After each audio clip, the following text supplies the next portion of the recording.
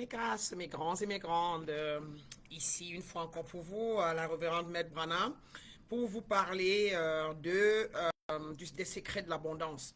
J'ai remarqué que la plupart de mes aspirants, la plupart des personnes sur le chemin de l'éveil ont bien évidemment de la difficulté parfois à manifester, n'est-ce pas, leurs besoins du quotidien, ou encore moins de l'abondance divine, ou encore en moins, la plupart ont manifesté, mais rien n'est resté. Et il se trouve qu'ils se sentent toujours dépouillés, n'est-ce pas, que ce soit sur le plan matériel, financier, relationnel. Il y a toujours un problème qui fait qu'ils n'arrivent à rien maintenir.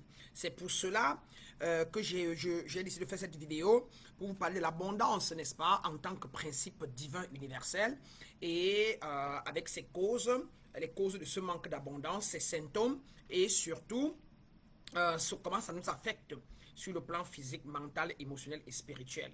Alors, mes grands et mes grandes, l'abondance en tant que principe divin universel veut dire simplement que notre nature divine, n'est-ce pas, notre droit de naissance, n'est-ce pas, c'est de l'abondance.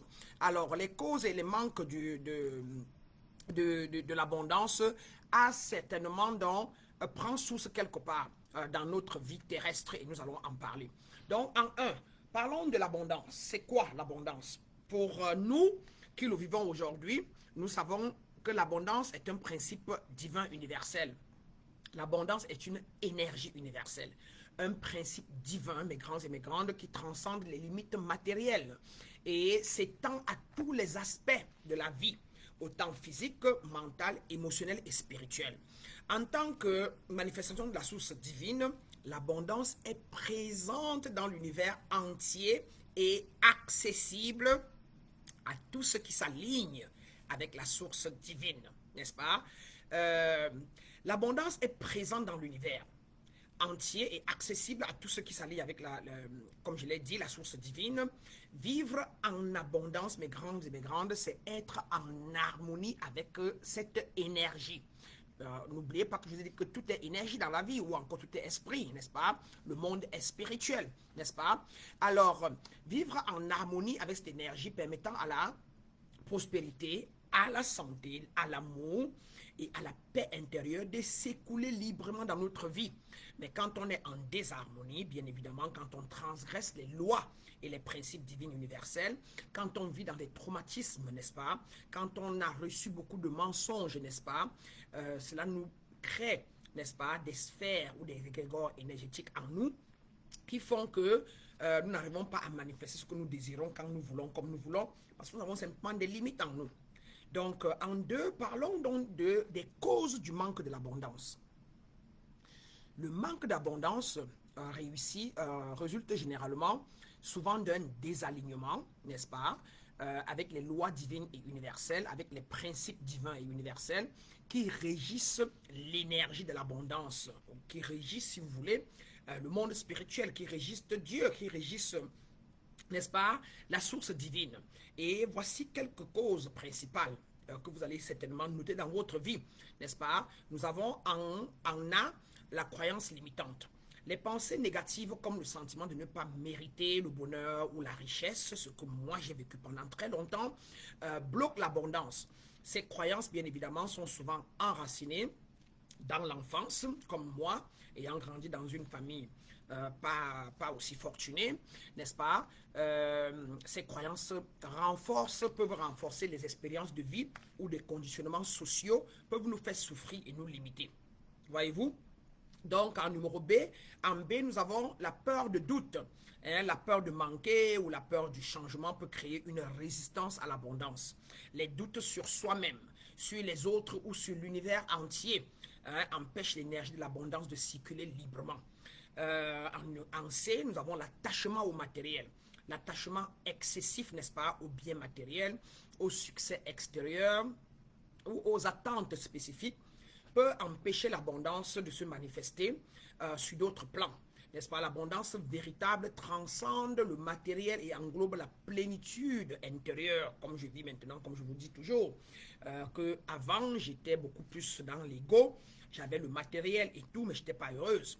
Mais l'abondance est plus que ça, c'est un ensemble, un tout. Et ça vous donne un état d'esprit intérieur, n'est-ce pas, de plénitude, de stabilité, de joie, de grâce, n'est-ce pas, et en plus du matériel extérieur.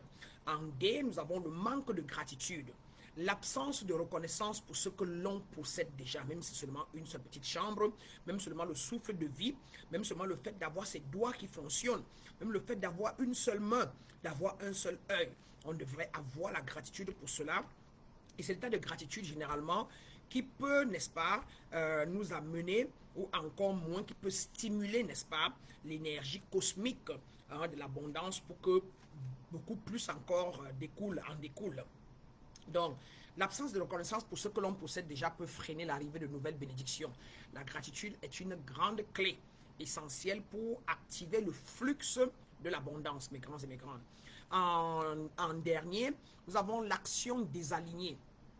Des actions qui ne sont pas en accord avec les lois et les principes spirituels universels ou avec son véritable soi peuvent créer un déséquilibre qui bloque l'abondance.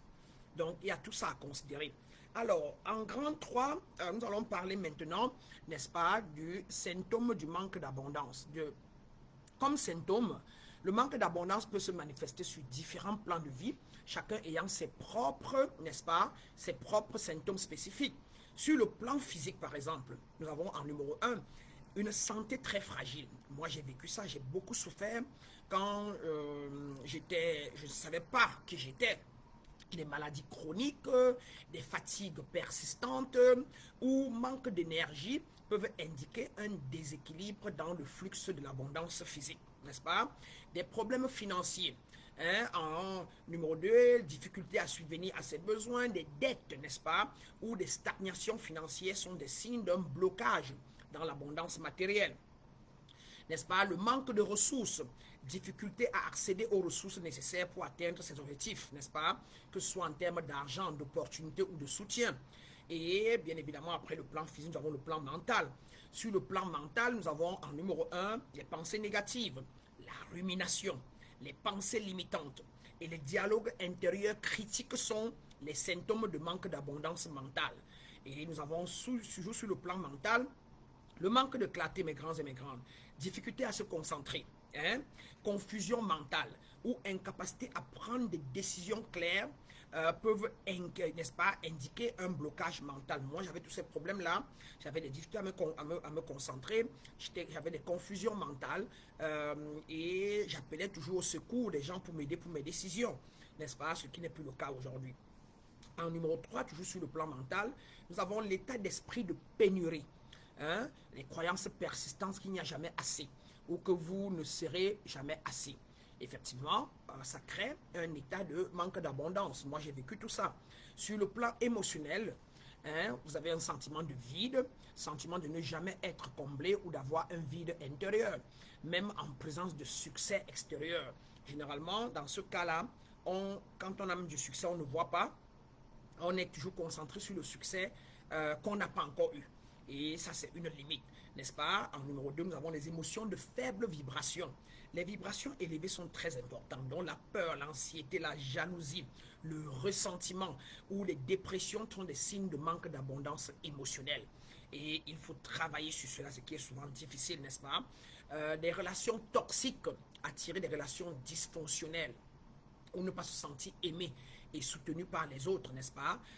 Sur le plan émotionnel sont ainsi quelques notes qui montrent que vous avez des problèmes de manque d'abondance sur le plan émotionnel. Maintenant, sur le plan spirituel, on a la déconnexion de la source, un sentiment de séparation avec l'univers, manque de foi ou de confiance en une force supérieure qui est en nous, autour de nous, partout et prêt à nous apporter ce que nous demandons. Nous avons aussi l'absence de but, n'est-ce pas, d'objectif, difficulté à trouver un sens ou une direction, n'est-ce pas, dans la vie, perte de motivation spirituelle. Et nous avons aussi, sur le plan spirituel, une stagnation spirituelle. Nous avons un sentiment d'être bloqué dans sa croissance spirituelle, manque de nouvelles révélations ou encore d'expériences spirituelles profondes. Ce sont des preuves, n'est-ce pas, de manque d'abondance sur le plan spirituel. Alors, nous allons parler maintenant, en grand 4, mes grands et mes grandes, n'est-ce pas, de comment, bien évidemment, restaurer l'abondance sur tous les plans. Hein? Il y a beaucoup de choses à faire, il y a beaucoup de travail à faire. Je vous dirais que la première, d'abord, c'est l'acquisition de la connaissance de soi. Hein? Une initiation pour comprendre, connaître et maîtriser qui on est. Quand on ne connaît pas qui on est, même si on met en pratique parfois d'autres méthodologies, n'est-ce pas, n'ayant pas encore fait le travail, n'est-ce pas, de compréhension de nous-mêmes qui sommes encore l'univers, dans le microcosme, dans le macrocosme, nous ne serons pas en mesure de faire asseoir certaines lois en nous-mêmes, n'est-ce pas? Donc, si la base n'est pas bien faite, bien évidemment, tout ce que nous ferons au-dessus ne pourra pas marcher. Donc, numéro 1, c'est la connaissance de soi, l'acquisition de la connaissance de qui sommes-nous, d'où venons-nous, où allons-nous, pourquoi sommes-nous ici, nos caractéristiques, de quoi sommes-nous faits, sommes-nous formés, n'est-ce pas? Et quelles sont les valeurs que nous décidons d'incarner, n'est-ce pas? C'est la première chose. En numéro 2, il y aura l'alignement avec les lois et les principes spirituels universels. Étudier et appliquer les lois de l'attraction, de la circulation, de la gratitude, de la foi. La clé pour restaurer l'abondance, n'est-ce pas, réside dans l'alignement de nos pensées, de nos émotions et de nos actions avec ces lois divines. Donc, il y a les guérisons intérieures, n'est-ce pas? Identifier et libérer les croyances limitantes, les traumatismes du passé, les émotions bloquées qui entravent le flux d'abondance, les guérisons énergétiques, les méditations, les affirmations positives, n'est-ce pas? Et généralement, c'est pour ça que vous avez besoin d'un guide, n'est-ce pas? Pour vous aider à transcender, transmuter, vous débloquer, vous désenvoûter, n'est-ce pas, de tous ces traumatismes de l'enfance là et autres, sans compter les envoûtements faits peut-être par les parents de manière inadvertante ou encore des personnes. Il y a aussi cultiver la gratitude, pratiquer la gratitude quotidiennement pour tout ce que vous avez déjà, hein, même les petites choses, n'est-ce pas? Et puis nous avons le lâcher prise. Détachez-vous des résultats matériels et faites confiance au processus divin que vous êtes. Lâchez prise et sachez que vous êtes des dieux, vous êtes les créateurs de votre réalité. Une fois que vous avez conçu ce que vous désirez, laissez ça aller dans l'univers et faites confiance à la nature pour qu'elle vous l'apporte en faisant le travail physique qu'il faut pour, n'est-ce pas, pouvoir équilibrer, n'est-ce pas, vos pensées, vos paroles et les actions et les amener donc, les permettre donc de matérialiser ou de cristalliser dans la vie, dans votre vie physique. Sinon, vous pouvez conceptualiser, penser, sentir, mais si vous ne faites pas le travail, vous n'aurez rien, n'est-ce pas? Il faut, pour la faire cristalliser, manifester, il faut aussi agir physiquement. Et en dernier, mes grands et mes grandes, le service désintéressé. Engagez-vous dans des actions de service de générosité. Donnez aux autres sans attente, sans attente, sans attache. Active généralement le flux d'abondance dans votre propre vie. Donc, il est très important de servir. Moi, je vais souvent aider les vieillards dans les centres de seniorité. Je vais dans les orphelinats aider les enfants, les donner l'amour, passer des jours avec eux ou des semaines. Parfois, je me retire pour cela et parfois, j'envoie juste un chèque quand je n'ai pas le temps, de quelques miettes que je puisse, pour soutenir l'association qui aide ceux qui n'en ont pas. Nous sommes un tout, n'oubliez pas. Nous sommes un tout dans cet espace cosmique et nous devons nous tenir les mains, mais surtout ne soyez pas attachés parce que si vous êtes attachés, vous allez être blessés. Hein? Quand on ne va pas vous donner en retour ce que vous désirez, vous allez être blessé. Or, quand vous plantez à gauche, et le résultat parfois vient à droite et pas toujours là où vous avez planté. Donc, aidez les autres sans être attachés et surtout, aidez-vous d'abord. Hein? Nourrissez-vous d'abord. Et quand vous êtes bien dans la gratitude et tout, donc tendez la main aux autres avec un état de gratitude, d'énergie élevé et positif et harmonieux. Voilà. Donc pour conclure justement dans cette petite vidéo ou capsule sur l'abondance, l'abondance est un état d'être naturel, c'est votre droit de naissance, n'est-ce pas? C'est un reflet de votre alignement avec le divin. Hein, lorsque vous êtes en harmonie avec les lois et les principes universels divines, l'abondance coule librement dans tous les aspects de votre vie. En identifiant et en surmontant les causes du manque d'abondance, vous pouvez restaurer cet état de plénitude et vivre une vie riche en santé, en amour, en sagesse et en prospérité spirituelle et matérielle. car n'oubliez pas, vous êtes des dieux, vous êtes les créateurs de votre réalité, hein, que vous le vouliez ou pas, que vous le saviez ou pas, de manière volontaire ou inconsciente, vous pouvez créer la pauvreté, mais la pauvreté n'existe pas. Elle n'existe qu'en pensée, hein, et qu'en croyance. Mais en réalité, l'abondance est partout présente autour de nous. Mais sans connaissance, ça peut être un problème pour vous. Donc voilà. Alors si vous désirez connaître davantage ou encore moins vous faire suivre pour tous ces déblocages afin de vous restaurer dans votre ultime, n'est-ce pas, nature divine, vous nous faites signe et c'est ce que nous faisons bien au centre d'éveil spirituel du soir authentique, c'est de restaurer l'homme et de ramener l'homme à être dans son plein potentiel divin. Donc, rendez-nous un grand service. Si cette vidéo vous a plu, si vous avez aimé et ça vous a enseigné, partagez au maximum pour informer les autres qui en ont besoin mais qui ne le savent pas. Et aussi, n'est-ce pas, pour permettre que les gens prennent conscience que l'abondance est autour d'eux et qu'ils se rendent compte de quels blocages ils sont et qu'ils commencent à les adresser ou qu'ils nous voient pour qu'on les aide. Donc, partagez mes grands et mes grandes. Je vous retrouve dans la prochaine capsule, comme toujours, et pour que nous continuions, bien évidemment, de nous libérer, nous élever, nous éveiller et, bien évidemment, de nous illuminer. Lumière et grâce, bien des choses à vous. À la prochaine capsule.